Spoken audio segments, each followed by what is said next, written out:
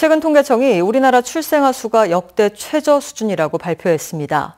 자치단체마다 출산 장려금 지급 등 인구 늘리기에 다양한 대책을 내놓고 있지만 뾰족한 성과로 이어지지 못하고 있습니다.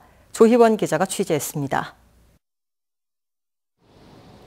올해 전남 지역의 합계 출산율은 1.466명으로 전국 평균 1.172명에 크게 웃돌고 있습니다.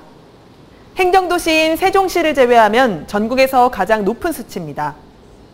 하지만 출생아 수 자체만 놓고 보면 광양시의 영세 인구는 지난 2013년 1,800여 명에서 지난해 1,332명으로 26% 감소했습니다. 같은 기간 여수와 순천에서도 각각 14.3%, 13% 감소한 것으로 조사됐습니다. 상황이 이렇다 보니 각 자치단체마다 출산율을 늘리기 위해 지난해 출산지원 정책을 대폭 개정했습니다. 2018년 5월 현재 두 아이를 낳을 경우 여수시는 첫째 100만 원, 둘째는 3년 동안 매년 100만 원씩 모두 400만 원의 현금을 지급하고 순천시는 적금 통장에 첫째와 둘째 모두 5년 동안 매월 5만 원씩 모두 600만 원을 넣어줍니다.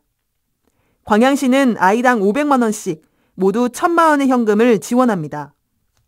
여수와 광양에서는 셋째 아이를 낳을 경우 지원금이 대폭 늘어납니다. 그러나 개정된 정책이 기대하는 만큼 출산율을 끌어올리지 못할 거라고 지적하는 목소리가 나오고 있습니다.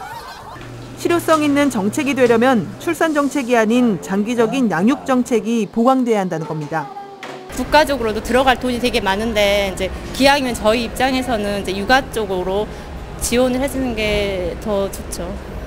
출산지원금 자격 조건을 해당 지역에 1년 이하 거주하는 사람으로 제한한 점을 악용해 주소지만 옮기는 위장 전입을 통해 지원금만 타내는 사례도 발생하고 있습니다. 실제 그 지역의 인구를 늘리는 데는 큰 도움이 되지 않는다는 겁니다.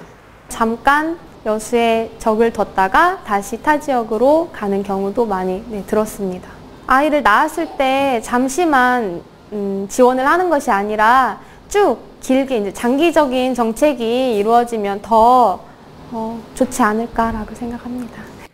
지금의 추세라면 전남 대부분 지역이 30년 안에 초고령화 사회가 될 거라는 관측이 나오고 있습니다. 더 늦기 전에 지자체의 깊이 있는 고민이 필요한 시점입니다. MBC 뉴스 조희원입니다.